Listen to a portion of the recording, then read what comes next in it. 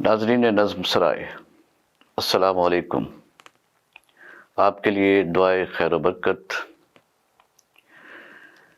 پچھلی نشست میں ناظرین ہم نے یہ بتایا تھا کہ جب پیغمبر اسلام صلی اللہ علیہ وآلہ وسلم نے انقلابی پروگرام کی تبلیغ شروع کی تو نہ صرف ان کے قبیلے والے بلکہ دیگر مشرکین مکہ بھی آپ کے مخالف ہو گئے۔ آج کی نشست میں ہم ان مشکلات کا ذکر کریں گے جو نبی کریم صلی اللہ علیہ وسلم کے حیات بخش پروگرام کے راستے میں انہی کی قوم کے لوگوں نے پیدا کی۔ ناظرین، پہلی بات تو یہ ہے کہ جو کابرین مکہ پہلی بات جو کہا کرتے تھے اور برملا کہا کرتے تھے وہ یہ تھی کہ ہمارے درمیان پلنے بڑھنے والا شخص جو بازاروں میں چلتا پھرتا ہے، ہماری طرح کھاتا پیتا ہے، یہ اللہ کا پیغمبر کیسے ہو سکتا ہے؟ ہم اس پر کیسے ایمان لے کر آئیں؟ یہ تو ہماری ہی طرح کا ایک آدمی ہے۔ اچھا، اس کے ساتھ کوئی فرشتہ اللہ تعالیٰ نے کیوں نہ اتارا جو اس کی حفاظت کرتا؟ معاشرے کا یہ ایک عام آدمی ہے، کم سے کم اس کی معاشی ضرورت کے لیے اللہ تعالیٰ اس کے لیے کوئی خزانہ اتار دیتا یا کوئی کھجوروں کا باغ ہی عطا کر دیتا۔ اس کی مرضی یہ ہے کہ ہمیں ہمارے معبودوں سے برگشتہ کر دے۔ وہ معبود جنہیں ہمارے آباء و اجداد صدیوں سے پوجتے چلے آئے ہیں، انہیں یہ کہتا ہے کہ یہ معبود کچھ نہیں ہے، اور اپنے اس دعویٰ میں یہ خدا کو شریک کر رہا ہے کہ یہ اس کا حکم ہے۔ یہ تو سیدھا سادہ خدا پر جھوٹ باندھ رہا ہے۔ یہ صدیوں سے جاری ہمارے معاشرتی نظام کو، ہمارے معاشرے کو تلپٹ کرنا چاہ رہا ہے۔ غریبوں اور ناداروں اور غلاموں کی مشقت بھری زندگیوں پر کڑتا رہتا ہے۔ یہ تو خوابوں کی سی باتیں کرتا ہے۔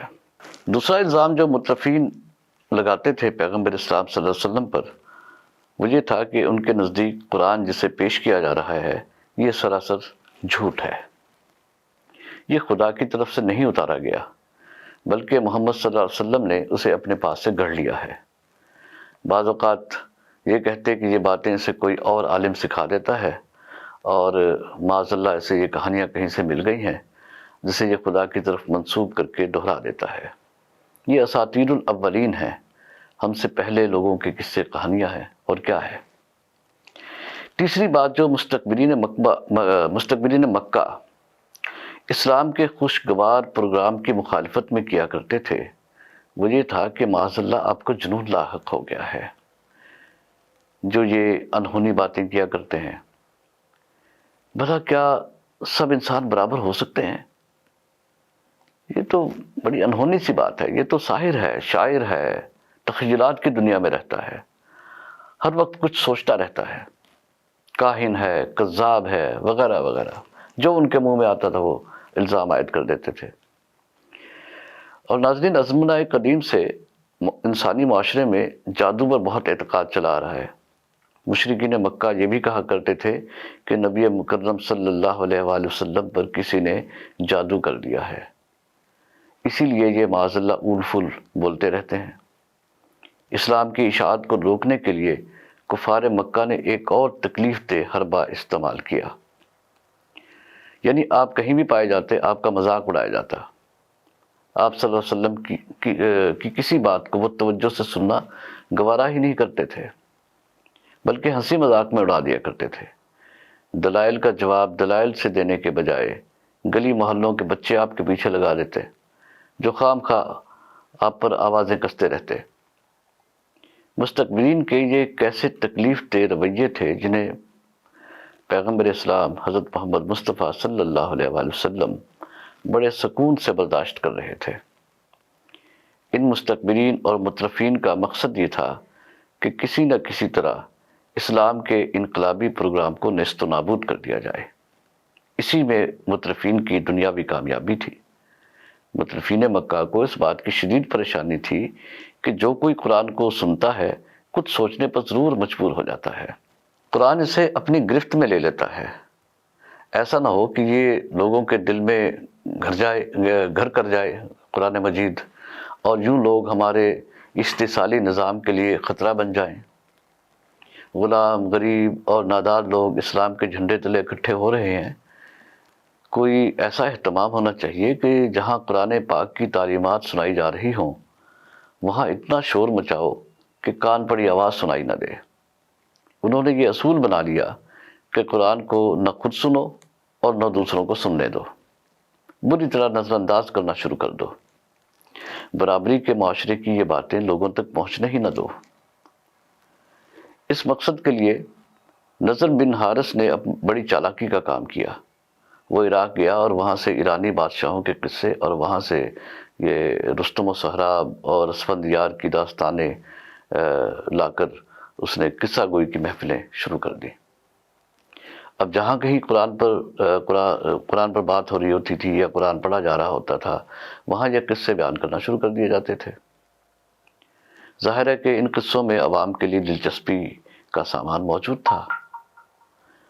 کچھ گانے بجانے کی ماہر لونڈیاں بھی اس مقصد کے لیے خریدی گئی۔ نضر بن حارث جب دیکھتا کہ کوئی شخص پیغمبر اسلام صلی اللہ علیہ وسلم کی انقلاب آفرین باتوں سے اثر لے رہا ہے تو وہ اس کو اپنی جگہ پر واپس لانے کے لیے اس پر ایک لونڈی مقرر کر دیتا کہ اس کے لیے رقص و سرود کی محفل جمائے تاکہ اس کا دل نبی کریم صلی اللہ علیہ وسلم کے پاکیزہ خیالات سے ہٹ جائے۔ ان قصوں کو اور ایسی شغل کو ایسی مشغولات کو قرآن نے لہو الحدیث کہا ہے۔ یہ غفلت کی نیند سنانے والے قصے تھے جنہیں میٹھا زہر کہا جائے تو مناسب رہے گا۔ آج کی استعماری طاقتیں بھی یہ حربہ استعمال کرتی ہیں۔ آپ نے دیکھا ہوگا کہ عوام کی توجہ کسی خاص نقطے یا مسئلے سے ہٹانے کے لیے کرکٹ کے مقابلے شروع کروا دیے جاتے ہیں۔ عوام اپنے مسائل بھول کر کرکٹ کے نشے میں گم ہو جاتے ہیں۔ ان کی کڑوی کسیلی سانسوں میں کھیل تماشے کی مٹھاس بھر دی جاتی ہے اور وہ اس نشے میں اپنے اصل مسائل کو محسوس ہی نہیں کرتے۔ اس کے علاوہ مترفین مکہ نے کچھ بااعتماد لوگ بھی تیار کر لیے تھے کہ وہ لوگوں میں جا کر اس بات کو شد و مت سے پیش کریں کہ جو کچھ قرآن کی صورت میں پیش کیا جا رہا ہے یہ سراسر جھوٹ ہے۔ بھلا یہ کیسے ممکن ہے کہ سب انسان سماجی سطح پر ایک ہو جائیں، کوئی چھوٹا بڑا نہ رہے، غلام کو وہ کھلایا جائے جو خود کھایا جائے اور غلام کو وہ پہنایا جائے جو خود پہنایا جائے؟ یہ کیسی انہونی اور باتیں ہیں۔ مکہ کے لوگوں کی باتیں ہضم نہیں ہو رہی تھیں، اور اچھا یہ بااعتماد لوگ نبی کریم صلی اللہ علیہ وسلم کی محفل میں شریک ہوتے تھے اور باہر آ کر عوام سے کہتے ہم خود قرآن سن کر آئے ہیں، یہ تو جھوٹ کا پلندہ ہے بھائی، پتہ نہیں ابو طالب کے بھتیجے کو کیا ہو گیا ہے۔ ان بااعتماد لوگوں میں ایک شخص ولید بن مغیرہ ہے جس کی کارروائی کو سورہ مدثر میں بیان کیا گیا ہے۔ یہ شخص خاصا مالدار تھا، اولاد کے حوالے سے بھی تکڑا آدمی تھا۔ اس کے بیٹے ہر وقت اسلام کے خلاف کوئی نہ کوئی سازش تیار کرتے رہتے تھے۔ ایک مرتبہ یہ نبی مکرم صلی اللہ علیہ وسلم کی محفل میں بیٹھا، دل و دماغ میں تو تحریک اسلامی کے خلاف بغض اور عناد بھرا ہوا تھا۔ بہرحال اس نے قرآن کو سنا، اس کا دل کلام موجز نما سے متاثر ہوا۔ وہ سوچنے لگا کہ یہ کسی ساحر کا کلام نہیں ہو سکتا، نہ یہ شاعروں اور کاہنوں کی باتیں معلوم ہوتی ہیں۔ اس سے پہلے کہ اس کے دل میں کوئی انقلاب پیدا ہوتا، اس کے دماغ میں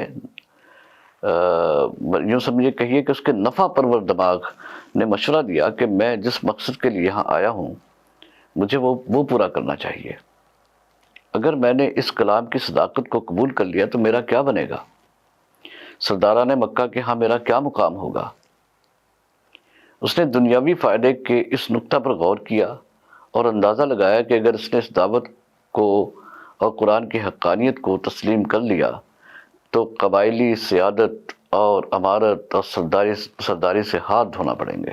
پیغمبر اسلام صلی اللہ علیہ وسلم کی مجلس میں آقا اور غلام میں کوئی فرق ہی نہیں ہے۔ یہ تو یتیموں، کمزوروں اور گرے پڑے لوگوں کے سرپرست بنے ہوئے ہیں۔ سرداران مکہ ناداروں کی ناداری کو قسمت کا کھیل سمجھتے تھے، جیسا کہ آج کل بھی بے رحمانہ استحصالی نظام کی پردہ پوشی کے لیے یہی درس دیا جاتا ہے کہ اگر کوئی خوشحال زندگی گزار رہا ہے تو یہ اس کے ہاتھ کی کمائی ہے اور اس کا مقدر ہے، اور اگر کوئی مفلوق الحال ہے تو یہ اس کی قسمت کی لیکھا ہے۔ علامہ اقبال نے اپنی معروف نظم ابلیس کی مجلس شورا میں ابلیس کی زبانی کہلوایا کہ میں نے ناداروں کو سکھلایا سبق تقدیر کا، میں نے ناداروں کو سکھلایا سبق تقدیر کا، میں نے منعم کو دیا سرمایہ داری کا جنوں، یعنی میں نے ناداروں کو تقدیر کے پیچھے لگا دیا تاکہ وہ استحصالی طبقے کی حرام زدگیوں کے خلاف صف آرا ہونے کے بجائے اپنی ناداری کو اپنی قسمت سمجھ کر صبر کرتے جائیں، اور پیٹ بھرے لوگوں کو مزید سرمایہ اکٹھا کرتے جانے کے جنون میں مبتلا کر دیا۔ سرمایہ کی بڑھوتری محنت کشوں کی محنت کے استحصال کے بغیر ممکن ہی نہیں ہے۔ سورہ یاسین میں مذکور ہے کہ جب ان کافر مترفین سے کہا جاتا ہے کہ اپنے رزق میں ناداروں کو بھی شریک کرو، تو مومنین سے کہتے ہیں اگر اللہ چاہتا کہ انہیں کھلایا جائے تو اپنے پاس سے نہ کھلا دیتا۔ بہرحال ولید بن مغیرہ کے دل میں اتھل پتھل ہوتی رہی، اس کے سینے میں حق و باطل کی کشمکش جاری تھی، لیکن اس کی ہوس جاہ پرستی حق کو قبول کرنے میں مانے رہی۔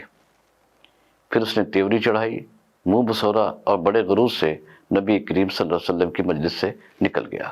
اس کے بعد وہ مجمع عام میں تو لوگوں سے یہی کہتا کہ یہ جھوٹ کے سوا کچھ نہیں ہے، انسانی کلام ہے جو محمد صلی اللہ علیہ وسلم دوسروں سے سن کر بیان کر دیتے ہیں، مگر خلوت میں یعنی تنہائی کے عالم میں اس کا دل نبی مکرم صلی اللہ علیہ وآلہ وسلم کی باتوں کو تسلیم کیا کرتا تھا۔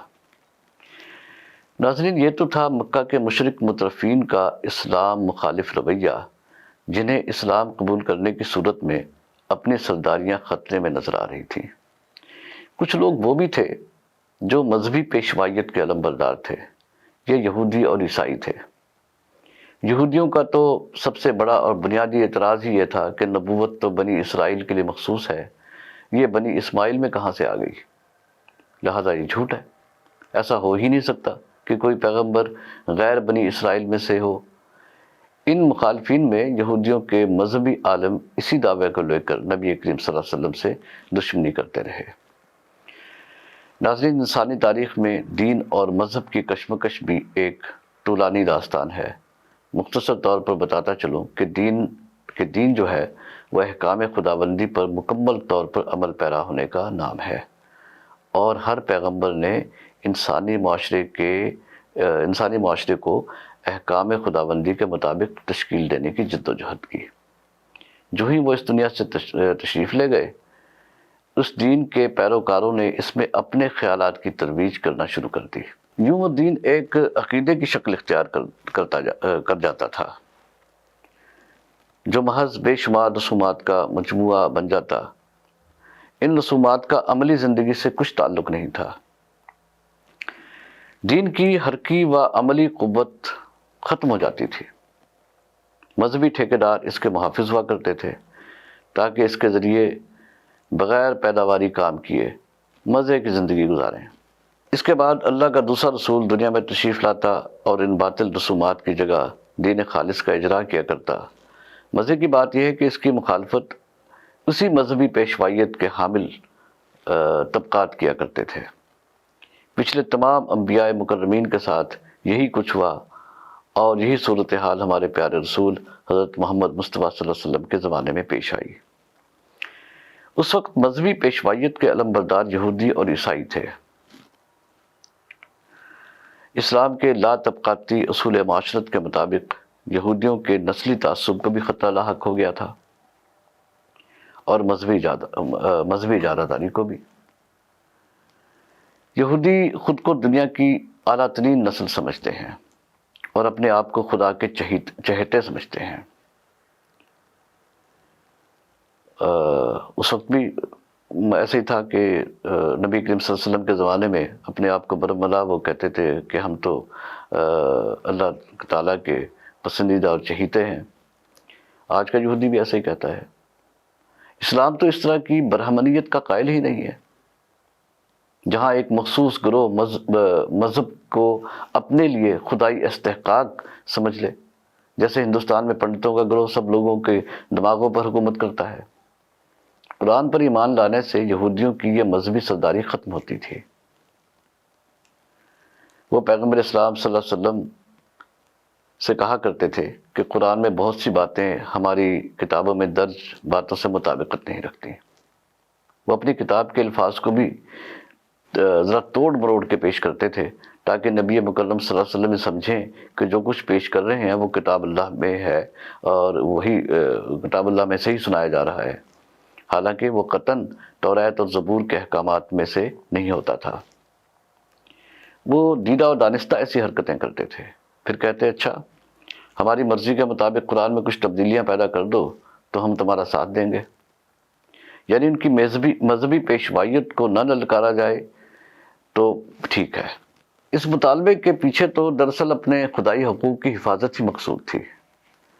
مشرکین مکہ کو اپنی سرداریوں کے ختم ہونے کا خدشہ تھا اور یہودیوں کو اپنی مذہبی پیشوائیت کے چھن جانے کی تشویش تھی۔ بسا اوقات دنیاوی فائدے کا لالچ جو ہے وہ انسان کو حق بات قبول کرنے میں بڑی رکاوٹ بن جاتا ہے۔ ناظرین، نظم سرائے، یہ تھی نبی مکرم صلی اللہ علیہ وسلم کے مخالفین کی معاندانہ کارروائیاں جن سے آپ سخت ذہنی اذیت میں مبتلا ہوتے تھے۔ جب حق و صداقت کے چراغ کی لو تیز ہوئی تو ان مستکبرین اور مترفین نے اسلامی انقلاب کے راستے پر چلنے والوں کو جسمانی تکالیف پہنچانے کا ارادہ کیا۔ ان تکالیف کا ذکر ہم اگلی کسی نشست میں کریں گے تاکہ آپ جان سکیں کہ انقلاب کا راستہ روکنے کے لیے مفاد پرست ٹولہ کیسے کیسے ستم ڈھاتا ہے۔ آج کے عہد میں جب کوئی ملک استعماری پنجوں سے نکلنا چاہتا ہے تو اسے بھی طرح طرح کے مسائل میں الجھانے کی کوشش کی جاتی ہے، ضرورت پڑے تو اس پر جنگ بھی مسلط کر دی جاتی ہے۔ ناظرین، اللہ تعالی ہمیں اسلام کے خوشگوار معاشرے اور برابری کے درس کو سمجھنے کی توفیق عطا فرمائے۔ اللہ آپ کا نگہبان ہو۔ اور ایک بات یہ کہ اگر آپ نے ہمارا چینل سبسکرائب اور لائک نہیں کیا تو ابھی سبسکرائب اور لائک کر دیں۔ آپ کا بہت شکریہ۔ اللہ حافظ۔